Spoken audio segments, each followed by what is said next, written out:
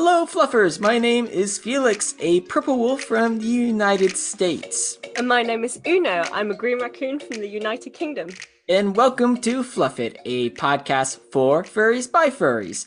Thank you so much for tuning in, and today we are doing a super fun episode topic. Yeah, so today's topic is Crash Bandicoot, and Crash is literally like our favorite franchise, pretty much. Yes. We're both huge Crash fans, and like that's always been a major thing that we have in common. So we're both super excited to talk about that today. Whoa! Yes, I am super excited, and the fact that we're allowing ourselves to talk about Crash, buckle in.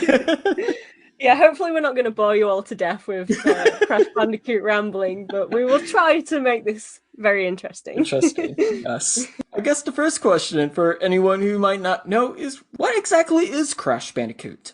So Crash is similar to what we said in the episode about Sonic.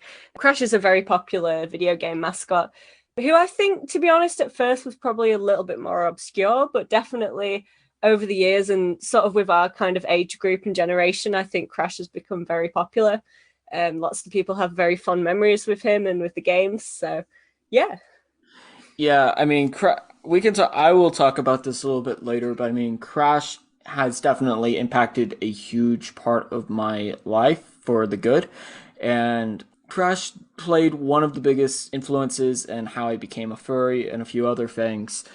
And I've always been fascinated by this character. I got introduced to him super early on, and I've just loved him since. And I'm super glad that he is getting he got a revival. Yeah, me too. I mean, Crash is literally some of my earliest memories involve Crash. And again, like you said, he's definitely impacted my life, for the good. I'm literally saying this while I'm looking at a shelf that's essentially a Crash Bandicoot shrine. But yeah, definitely. I mean, he's such an amazing character and definitely a big impact on me as a kid and as a furry as well. Yes. Yeah, so unlike Sonic, I don't think he's had I don't think he's even had a TV show or comics. Correct me if I'm wrong. He has shown up in the Skylanders episode, or he has shown up as a guest star in the Skylanders show. And that was interesting itself, this given because they gave him a very Australian accent voice, and it was one of the weirdest but most adorable things ever. I'm a fan of it. But it just feels like he had a very popular beginning, and then he kind of faded away and then came back. Yeah, definitely. I mean, Crash, I remember him being quite popular when I was a kid. At least I remember other kids knowing what I was talking about when I talked about Crash a lot. But he definitely did sort of fade into obscurity, which is really a shame. And then kind of started to come back with Skylanders. And then obviously with the remake and with Crash 4, he's actually quite relevant again. And I remember thinking not too long ago, I got into a game store and there was like a whole section on the aisle full of Crash merch, and I was just thinking, like, I wish that when I was a kid, like, stores would actually have this much Crash stuff, because like that's just amazing that he's like come back so much. Yeah, it was tragic that Crash came late or kind of faded away, because that was kind of when I was beginning to become crazy with Crash. So I got introduced with the Game Boy games with Crash, which is probably one of the weirder stories regarding with me getting into a franchise. So my cousins got Crash on the PlayStation, and particularly they got the Crash racing game where he goes to a sketchy theme park and weird things happen, and where you can press A or B buttons and have Crash fart on the loading screen. Our parents loved that, said sarcastically. But my parents gave me a Crash bundle where it was Crash Warped Through Time on the Game Boy. And that was in Trance and in Trophy, brainwashing Coco and Crunch to their side, and Crash had to basically go through time periods, ancient Arabia, ancient Egypt, and the dinosaur time, alongside a few other missions to save his friends and defeat those two villains. And then the other one, which is maybe this is weird as the other racing game, if not weirder, is Crash Nitro Kart, where an alien abducts Crash and his villains to race for him because they apparently are very good racers. And you have to basically race for your freedom. And that had a lot of very edgy themes to it, not as edgy as Sonic the Hedgehog, but it definitely wasn't like bright, colorful, happy, wahoo, here we go, Mario type games that I was also being introduced to around the same time. Yeah, so I've only played one of the Game Boy games. I've only played I can't remember what it's called. I think it's called like The Big Adventure or something. But that's the only one I've played. But I mean, I was introduced to Crash when I was super young. Before I even had a games console of my own. I used to hang out with like these other kids after school. And they had a PS1, and I used to just watch them play Crash, and I had no idea what it was at the time, but I just thought it was so cool. I thought Crash was a fox at first, and I just thought like this fox character that's kind of exploring like islands and then like these really high tech like spooky castles and stuff, like that was really cool to me, but I had no idea what it was. But it wasn't until like maybe a bit after that I started to like spot the games. I remember spotting the games in stores and like I just stare at the cover because I didn't have a console of my own. I must have been like super young at the time. But when I eventually got my PS2 when I was about 7, I think, Crash was one of the first games I got. So it was Crash Tag Team Racing, Crash Twinsanity, and then Nitro Kart, I think. And they were the first 3 that I played. And I just loved them. It was just the characters and the stories and like the humor in them as well was just amazing. I just loved them so much.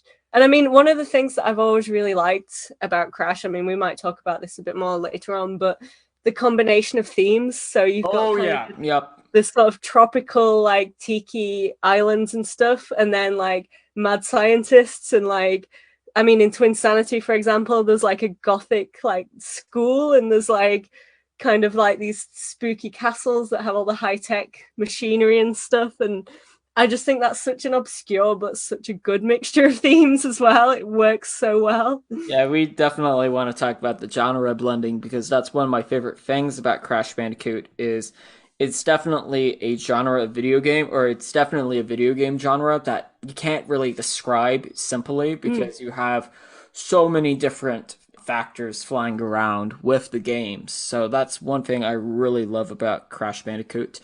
And it's been interesting to see his evolution. But I mean, I just loved the old Crash Nitro Kart game, and it's interesting because I know that it has no connection with the city of Atlanta, but a lot of the Georgia Tech venues, football and basketball especially, had a lot of very weird sci-fi looking tech things. Or like just a lot of weird pipes, tubes, littered on the ceilings, grounds. It kind of reminded me of some of the settings in Crash. And the music was very like cyber, synthy. So that maybe is involved or influenced my music tastes a little bit. But I've always been interested in tropical islands and all of that. So Crash in that way has been very fun for me. And I really love the colors and characters. We could talk all day about the characters.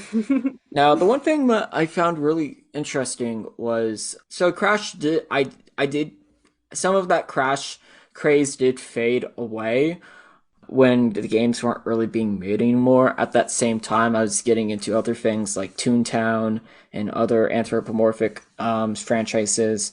And then it was until 2016. I was in high school, my freshman year. I remember my teacher made a Crash Bandicoot pun that no one got except me. He kind of called out the entire class.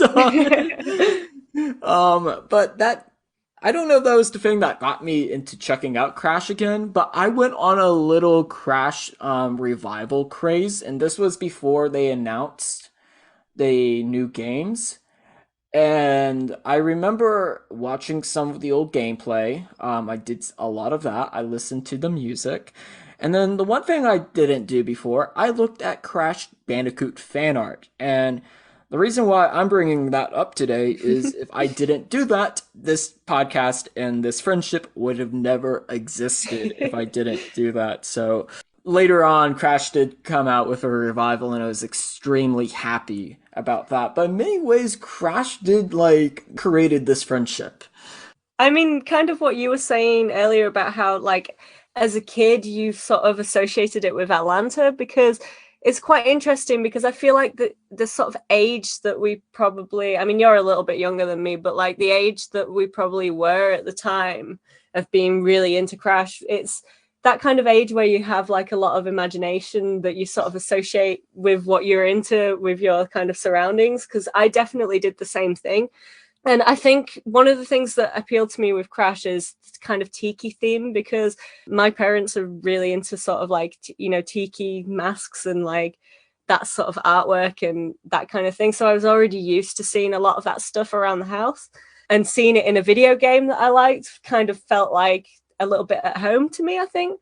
And also the sort of some of the kind of settings in Tag Team Racing and Twinsanity have this sort of like gothic-y theme, which is something that I've always liked. And again, as a kid, like my parents would listen to a lot of sort of alternative music and stuff, and I kind of associated it with a lot of the villains and stuff in a way, which is kind of weird, but kind of like the gothic-y settings into Insanity and like the dark castles and the school and stuff always associated to me in my head with this sort of like That's darker amazing. kind of music and stuff. So it's quite similar in a way how you kind of associate those surroundings with it. But then it leading on to later on, like what you said again, when I did that piece of Crash fan art that you found me through, that was kind of, I suppose, around the time like I never really went off Crash, so it was always like a sort of go-to thing. It still is now. If I can't think of what to draw, I'll end up drawing Crash. When in doubt, Um, Crash. and it's exactly. So it's always been that kind of like one interest that's never faded for me. So I've always been into Crash. I've always been drawing Crash fan art, and like you said, it's just so crazy to think that if I hadn't always been drawing Crash, like you might never have found my artwork. That's just like, I'm so glad that I carried on doing that for such a long time. I'm super glad too. Yeah, because I mean, Crash has definitely been like a because I mean, I definitely got closer with my cousins through Crash. It's really cool to hear that from your end of like associating places with like Crash. I don't know if I did Mm. so much of that as a child. I did remember, even though Crash Bandicoot games didn't take place in Central America, whenever I would go see the Mexican Pavilion at Epcot or go to a tropical island in the Caribbean, I would always think Crash. And I was actually went to the Florida Keys, which was very tropical islands when that Crash revival phase was going on with me. So, but I got into Crash around maybe the age of 4 or 5, and that was probably when my imagination was the wildest and the craziest. With because I would remember like this like thinking like situations Crash and some of the villains would get themselves into around the city of Atlanta and other places that I traveled. And it was just really cool. And it definitely they interacted with some of my plush animal imaginary friends that I saw as anthropomorphic characters. You kind of can start to see where the furriness came from. But I mean, that's just the really cool thing is that we share is that we've had imagine a lot of our imagination got heavily inspired by this Bandicoot that for a long time I didn't really know what a Bandicoot was, but I loved the Bandicoot. Yeah, I totally agree. I mean, I didn't know what a bandicoot was until I randomly looked it up one day and then was like, What? Because it looks a little bit. It looks very different than what Crash looks like. Yeah. Like you look it up and it's like, huh, that's a little interesting. I mean, we didn't Yeah. talk about the echidna in the Sonic Oh episode. yeah. Yeah. I mean, hey, you don't have to be 100% correct. I mean, you have Crash Bandicoot running around destroying things and fighting aliens, racing Yeah, against exactly. aliens, for the fate of Earth. So that did kind of lead me into like one question is this is I am so sorry I'm asking this question. Who is your favorite Crash character? For me, I mean that's a very, very hard question, but I mean overall, I want to be really obvious and say Crash himself because I love everything about him. I think he's hilarious. I love his design. I think he's adorable. I Yeah, so I mean Crash himself is probably my favorite, but I've always really found the villains extremely interesting because you've got these kind of mad scientists Yes. and animal mutants and stuff. So, I mean, I always really liked Ripperoo. I think he's the most adorable villain. I um, agree. It was the Ripper that you drew that like I really was like, yeah, oh, that's so adorable. I really like also Dingo Dial. I really like Neocortex. I've always found hilarious. I always really liked Nina Cortex. I liked the kind of I've mentioned it a few times already, but the inclusion of like the evil school and stuff. I always thought that was really interesting, like a weird choice and a really interesting choice. And also probably Pinstripe as well. He's another one that stands out as And a Stripe, yep. character. Yeah, so it's super hard to pick a favorite character, but who would be your favorite character? I I adore that insane kangaroo so much. He was maybe one of the big reasons why I got back into Crash was I absolutely loved the design of Ripperoo, and I mean I absolutely adored how you drew Ripperoo too. But other characters I really loved as a child. My favorite character was probably Polar, the polar bear. I also really loved how there was a Mario Party knockoff on the DS of Crash Bandicoot, and I really liked Pinstripe's design from that game, and I really loved how they made Purah anthropomorphic. Because in most of the Crash games, he is a pet, he is a companion that you ride on through some missions. They made him completely anthropomorphic in that game, and I absolutely loved it. Unfortunately, they retconned that. But then probably my favorite character, minus Crash today, is probably Tiny Tiger, who is a Tasmanian tiger, and he's like the big muscular like villain that's also like completely like he's a doofus and he's absolutely adorable at the same time. So I absolutely love that Tasmanian tiger. Yeah, I love Tiny as well, and yeah, and also what you said about Purah being anthropomorphic in Crash Boom Bang. I completely forgot about that, but I loved that as well. I always used to play as him in that. I haven't played that in so long, but I thought that was a great choice. Yeah, I would play Purah or Pinstripe. I wasn't crazy about the other characters' designs in that game, but I love those too. So it's definitely an interesting game, question mark. I mean, it was very different than Mario Party. I wasn't exactly sure what the story was in that game, but it was still fun and I enjoyed it. And it's interesting because I mean, I'm a huge fan of the Crash villains, and I absolutely love the puns that the villains have. Like you have Neo in Cortex, you have Yeah. InGen, you have in Trophy, which I just only found out about what Trophy was, or actually meant a few weeks ago in a class.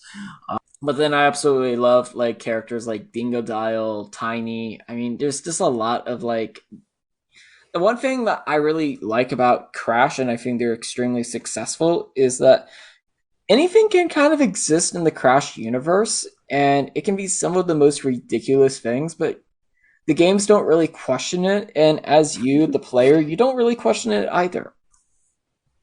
Exactly. I mean, some of them really go really out there with how weird they are, but somehow it just manages to work, which is so strange. Because again, it like what I was saying earlier, you kind of have this mixture of genres. So you've got the tropical island, then the kind of high-tech stuff, the sort of historical looking ruins and stuff, and then like the gothic architecture and stuff. And even like the sci-fi ones like with the aliens and stuff, and then even like a weird theme park, but somehow it manages to all fit together and feel like the same universe even though it's so wildly different, which is honestly really impressive. Yeah, I mean that's one thing I really enjoy about the Crash games is that they can do so many different things and they can get away with it. And no one really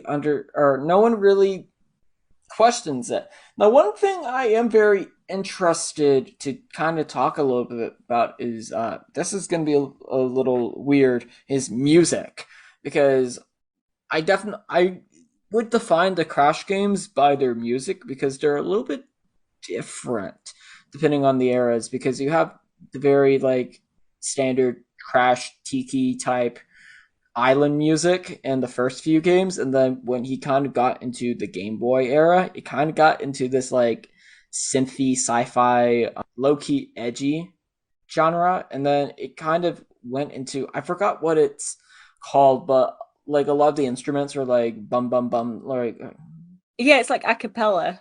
yeah that, Yeah. and then it went back to the classic. So I wanted to get your thoughts about the music.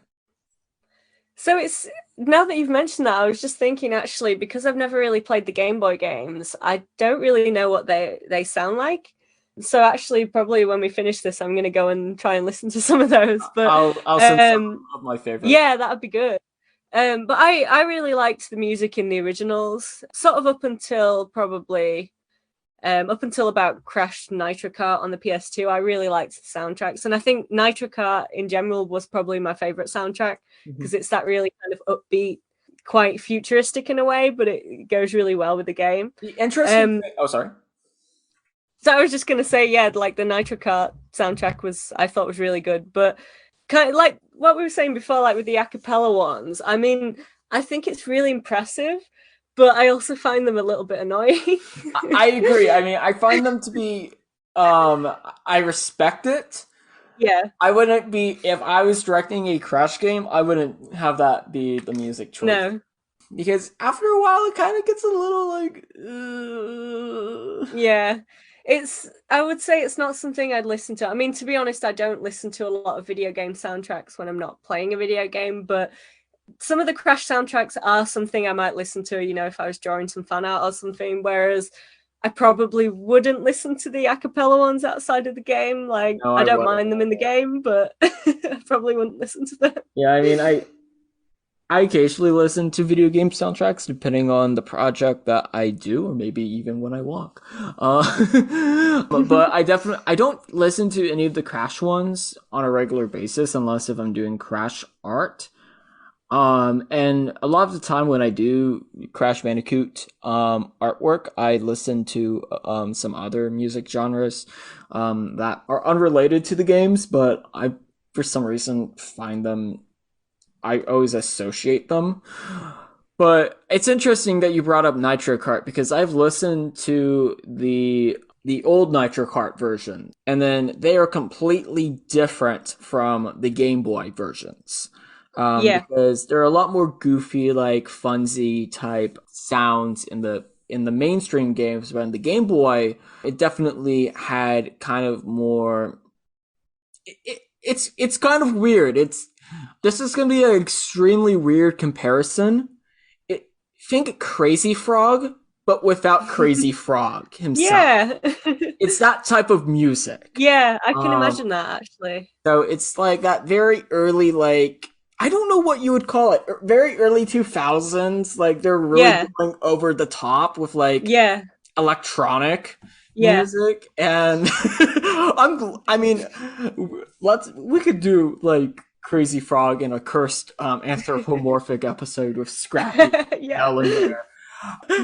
Oh no, but it's that type of music. Now, the one thing I'm not crazy about the Game Boy Nitro Kart music is unlike the other games where there's A B A C type music patterns Yeah. that are about 2 to like 4 minutes long, it's a very short loop and it gets very repetitive, and that I'm not huge with. Now, Hmm. the other GBA Crash game that I did play doesn't have that issue, but that's something that I'm not particularly crazy about. But I really like the new music that they've chosen for the newer games. I think that's been I think it does a successful blend of kind of the good of Crash Bandicoot Yeah. music, and they like run with it.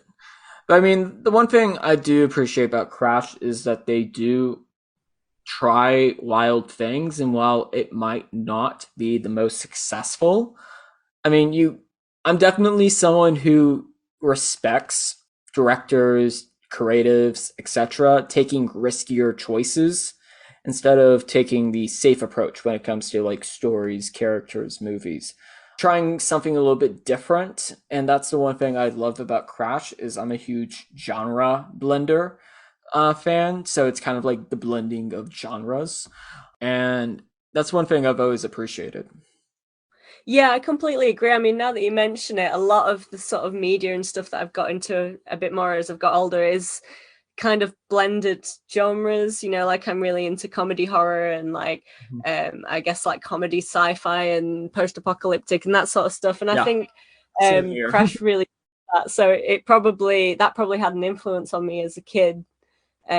Kind of being introduced to like a blending of like lots of weird different genres. Yeah, I think like what you said, it's really respectable that they've taken a lot of sort of slightly weirder choices. And I mean, some don't always work, but some have also worked incredibly well. Oh yeah, I mean one of my favorite weird choices that they've done is the ninja penguins. I love those Yeah. penguins, and they are so terrifying at the same time. They will like come out of nowhere and like Yeah. jump you. It's like it was not a fun feeling when you got surprise attacked, but it was always fun fighting the ninja penguins. Yeah. Um, and then I'm trying to think if there's like one game that I found interesting was the Crash Spyro crossover on the GBA. I did play Hmm. that game, and it wasn't the best. It was basically a bunch of mini games. It wasn't like traditional Crash Bandicoot missions or Spyro missions. But I did like some of the boss fights, and fun Crash Bandicoot trivia that I found interesting was it was the first game with Nina Cortex Yeah, in Bandicoot I 2. never played that one. That's one of the ones I've never played. Nina makes a very short appearance, and then Nina chases you on when you're running away on Polar, and then that's it. Nothing really else. But I found that to be an interesting trivia. Yeah, so I've never played many of the GBA ones. Like I said before, the only one I've played is the I don't even know what it's called. I think it's called The Big Adventure, but it might not be. That might just be something I've made up. But now that you've spoken about them, I am quite interested to kind of have a look at what they're actually like if I ever get a chance. It is called Crash Bandicoot: The Huge Adventure, and that's the The Huge original Adventure. GBA one. I played this, so the one that I played was the sequel to that. Yeah, Um, so that's interesting. Now, I do want to talk a little bit about the furry fandom with Crash Bandicoot because obviously Crash isn't as predominantly known in the furry fandom compared to, or as huge as like characters like from Zootopia, from Sonic the Hedgehog, and from a few other anthropomorphic heavy franchises. But it's interesting because I know for me and I know for you, Crash was a huge part of why we became furries. definitely. So, I mean, like what I mentioned in the Sonic episode, Crash was just one of the first ever furry characters I really got into. So, he was definitely one of the characters that got me into liking anthropomorphic characters and just that sort of character design in general. So I found the furry fandom on DeviantArt, but before I even knew what furries were, I used to post art on DeviantArt, and a lot of that was Crash Bandicoot art. So kind of looking at that Crash fan art from other people kind of led me into finding furry art, along with looking at Sonic art and, sort of fan art from other franchises that I was into. But Crash was definitely one of the biggest ones. Definitely, now that I think about it. Yeah, Crash definitely for me played a huge part. Now, I would point the finger of blame for why I'm a furry to Buzz from Georgia Tech, Crash Bandicoot, the Hanna-Barbera cartoons, especially Scooby-Doo, Tom and Jerry, and Disney. But Crash Bandicoot, in many ways, felt like he had a little bit of a more direct involvement because I could take a Crash Bandicoot game with me on my Game Boy anywhere, and if I wanted to play Crash at any point, I could. When I was at Georgia Tech games as a young child, I wasn't really as crazy into the sports. I played Crash Bandicoot there. If I was on a road trip to somewhere, I wouldn't really want to go looking at cars. I would look at Crash Bandicoot. So, and he definitely had a huge role with my imagination. And he definitely, in the revival period, it definitely made me I think much closer to being a furry because I didn't consider myself a furry back then, but I was very interested in anthropomorphic characters, and I really loved looking at anthropomorphic art. And when I saw your Crash Bandicoot fan art, I mean, it just completely like kicked or like blew my mind with what you could do with anthropomorphic characters and artwork, and that really inspired me, and I was extremely like and not maybe like helped like flame or like pour gasoline onto the crash hype. um so so it definitely's been a huge role, and I mean, I mean, and more specifically, I mean, I think Crash definitely impacted a little bit of my writing as well because I'm definitely someone that likes to create genre blending of stuff. I mean, I have a Dungeons and Dragons game right now that's very much a blend of space, pirates, and fantasy. So, and like completely abstract type worlds. And I have like characters and stories that are not exactly the most genre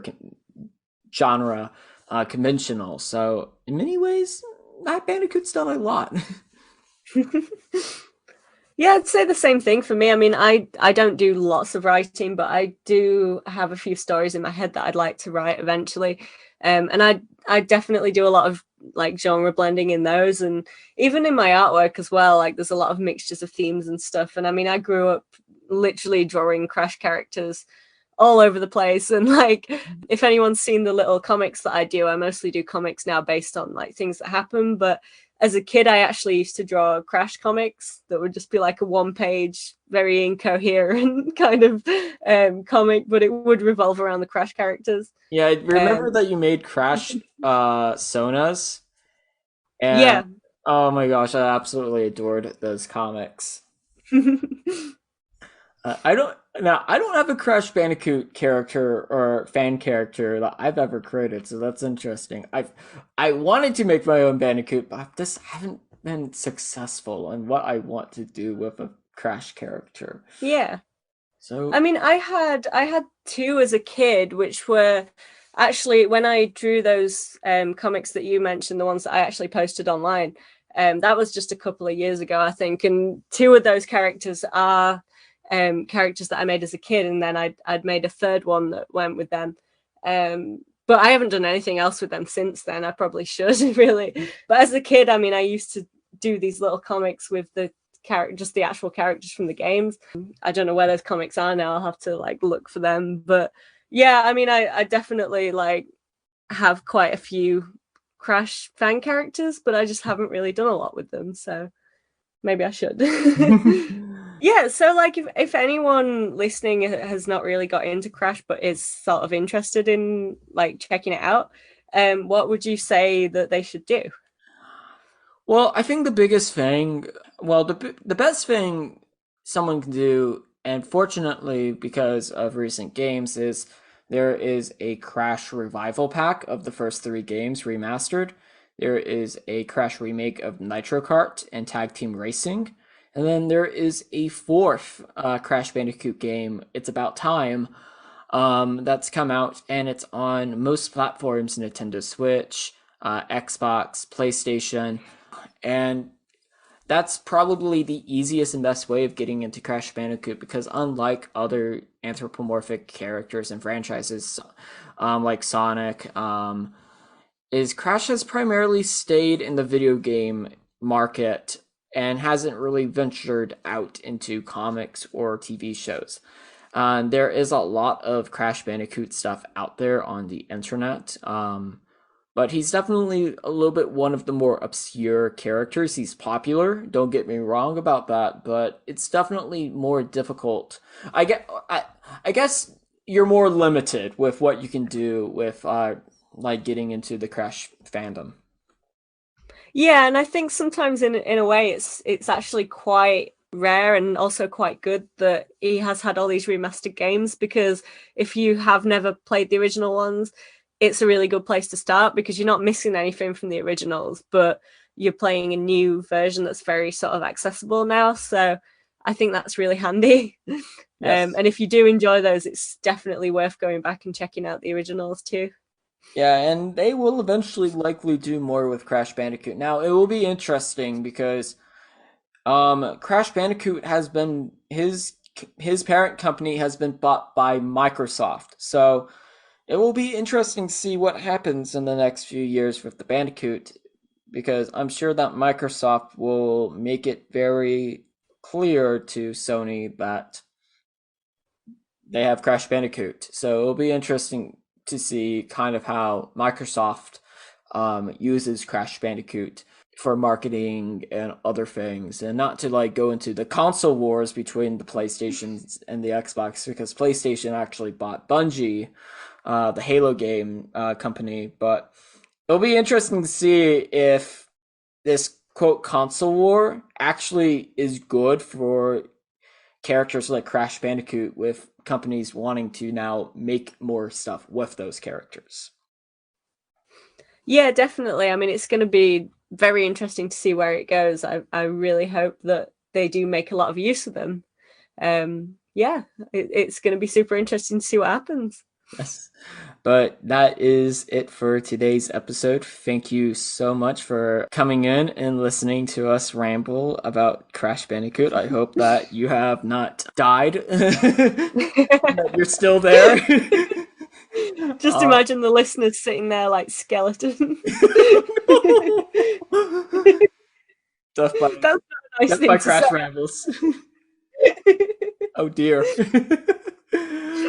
But thank you so much, and until the next time on Fluff It, if you're still there, stay fluffy and have a fluff-tastic day. We'll see you all soon. Goodbye.